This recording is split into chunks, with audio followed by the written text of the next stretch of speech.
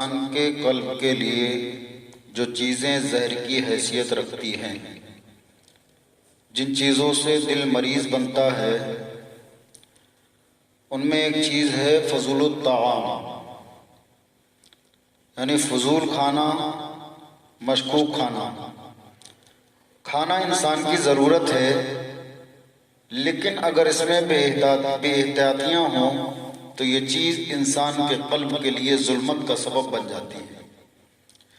دین اسلام نے رزق حلال کو فریضۃ من بعد الفرائض کہا، لہذا جو آدمی اپنے کام کاج کے لیے جاتا ہے، محنت مشقت کرتا ہے، اس کو اللہ رب العزت ثواب عطا فرماتا ہے۔ حدیث پاک میں آتا ہے، ایک صحابی نبی کریم علیہ الصلوۃ والتسلیم کی خدمت میں حاضر ہوئے۔ جب نبی کریم علیہ الصلوۃ والتسلیم سے مصافحہ کیا تو ان کا ہاتھ بہت سخت تھا۔ نبی علیہ السلام نے پوچھا کہ یہ کیا ہے؟ اس نے کہا کہ اللہ کے نبی صلی اللہ علیہ وسلم، میں پتھر توڑنے کا کام کرتا ہوں، میرا کام ایسا ہے کہ میرے ہاتھ سخت ہو گئے۔ اللہ کے رسول کریم صلی اللہ علیہ وسلم نے ارشاد فرمایا، الکاسب حبیب اللہ، یعنی محنت مزدوری کرنے والا اللہ کا پسندیدہ ہے۔ ہاتھ سے مزدوری کرنے والا اللہ تعالیٰ کا پیارا ہے۔ تو جو انسان رزق حلال کے لیے محنت کر رہا ہوتا ہے، وہ اس فریضے کو پورا کرنے کے لیے کوشش کر رہا ہوتا ہے۔ اگر رزق حلال خود بھی کھائے، اہل خانہ کو بھی کھلائے، بچوں کو بھی کھلائے، تو اس کی برکتیں اس کے گھر میں ظاہر ہو جاتی ہیں۔ آج یا تو رزق حلال کمانے میں کوتاہی ہوتی ہے، یا رزق حلال کماتے ہیں اور بے احتیاطی اور غفلت سے اس میں حرام شامل کر بیٹھتے ہیں۔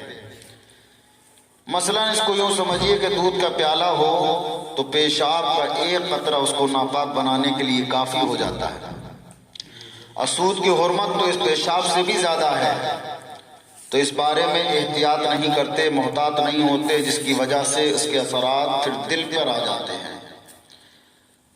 اور یہ بھی یاد رکھنا چاہیے کہ جو پیسہ جس طریقے سے کمایا جاتا ہے، وہ ویسے ہی جگہوں پر خرچ ہوتا ہے، ویسے ہی جگہوں پر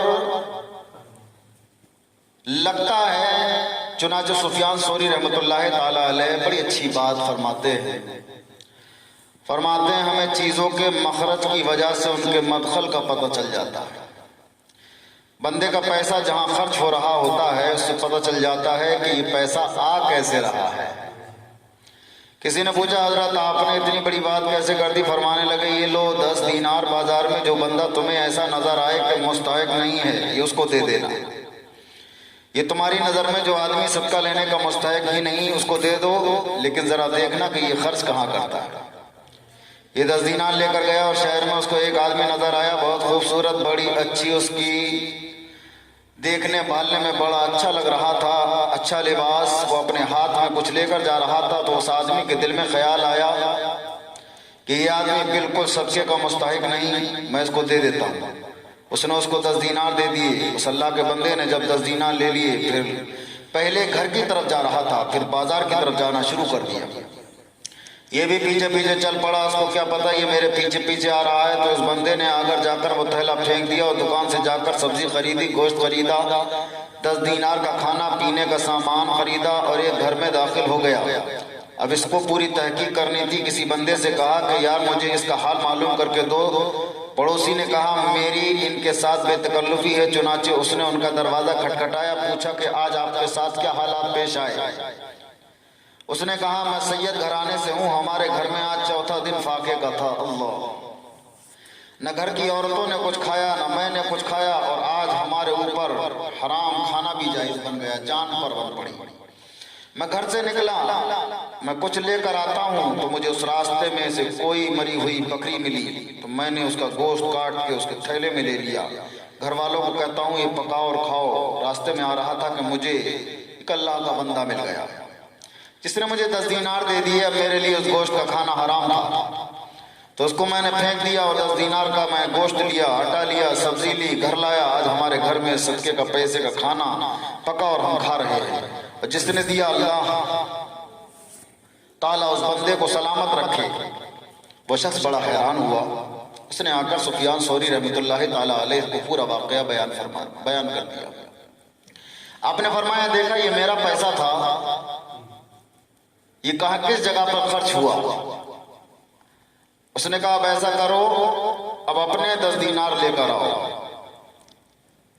اور ان 10 دینار کو لے کر پورے شہر میں جو سب سے زیادہ مستحق بندہ نظر آتا ہو، اس سے زیادہ کوئی اور بندہ مستحق نظر نہ آتا ہو، اس کو صدقہ دے دینا. اب وہ 10 دینار لے کر نکلا. دیکھتے دیکھتے اس کو ایک جگہ ایک اپاہج آدمی ملا، وہ مانگ رہا تھا. اس کے ذہن میں خیال آیا کہ اس سے زیادہ معذور بندہ کون ہو سکتا ہے جو کما ہی نہیں سکتا، مانگ بھی رہا ہے. اس نے 10 دینار اس کو دے دیے.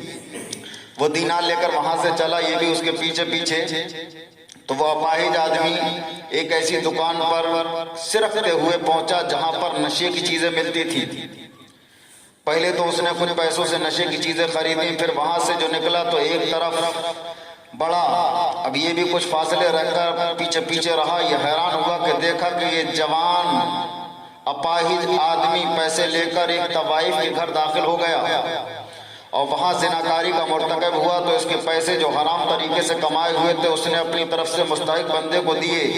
اس نے بھی حرام چیزوں پر لگائے، اور جو حلال طریقے سے آئے ہوئے پیسے تھے وہ دینے والے نے غیر مستحق کو دیے، مگر وہ بہترین جگہ پر خرچ ہوئے. تو سفیان ثوری رحمۃ اللہ علیہ نے فرماتے ہیں جیسا مال ہوتا ہے اللہ تعالیٰ اسی جگہ پر اس کو لگوا دیتا ہے.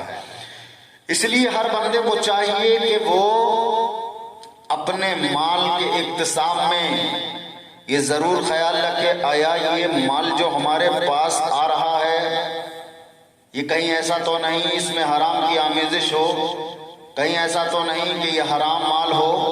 اس لیے کہ اگر حرام مال ہمارے گھروں کے اندر آئے گا، ہمارے بچوں کے پیٹ مر جائے گا، تو حضرات محترم اس کا برا اثر پڑے گا،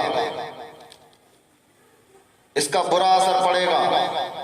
اور اگر ہم اس کے بعد میں یہ امید رکھیں حرام کو لقمے کھلانے کے بعد کہ ہمارے بچے ہمارے مطیع ہو جائیں گے، ہمارے فرما بردار ہو جائیں گے، ہمارے بچے نمازی بن جائیں گے، جب ان کے پیٹ کے اندر حرام کا لقمہ پڑا ہوا ہوگا تو یاد رکھو وہ اس سے یہ امید نہیں کی جا سکتی کہ وہ ہمارے لیے بڑھاپے کا سہارا بنے گا، ٹیک بنے گا بڑھاپے کی. اس لیے ضرورت اس بات کی ہے کہ اگر ہم چاہتے ہیں کہ ہمارے بچوں کے حالات بہتر ہو جائیں، ہم چاہتے ہیں کہ ہمارے بچے ایک اچھی زندگی بسر کریں، ہم چاہتے ہیں کہ ہمارے بچے مسجد کے نمازی بن جائیں، ہم چاہتے ہیں کہ ہمارے بچے ہمارے مطیع و فرما بردار بن جائیں، ہم چاہتے ہیں کہ ہمارے بچوں کے اندر دین پہ مر مٹنے کے جذبے پیدا ہو جائیں، ہم چاہتے ہیں کہ ہمارے بچے اللہ و رسول کی اطاعت میں زندگی بسر کرنے والے ہو جائیں. تو اس کے لیے ضرورت اس بات کی ہے کہ ہم اپنے بچوں کو جو لقمے کھلائیں وہ حلال طریقے سے کھلائیں، حلال کمائی اکٹھی کر کے اپنے بچوں کی پرورش کریں. جب حلال لقمے ہمارے بچوں کے پیٹ میں جائیں گے تو نمازوں کا شوق ان کے دلوں میں پیدا ہو جائے گا. جب ہمارے بچوں کے پیٹ میں حلال لقمے جائیں گے تو وہ ہماری اطاعت و فرما برداری کرنے والے ہو جائیں گے. جب ہمارے بچوں کے پیٹ میں حلال لقمے جائیں گے تو ان کی زبان پر اللہ و رسول کا ذکر جاری ہو جائے گا. جب ہمارے بچوں کے پیٹ میں حلال لقمے جائیں گے تو ہمارے بچے پھر حضرات اسلامی زندگی گزارنے کا انہیں شعور مل جائے گا. اسلامی زندگی گزاریں گے اور دنیا میں رہیں گے تو کامیاب رہیں گے، اور دنیا سے جائیں گے تب بھی کامیاب بن کر جائیں گے.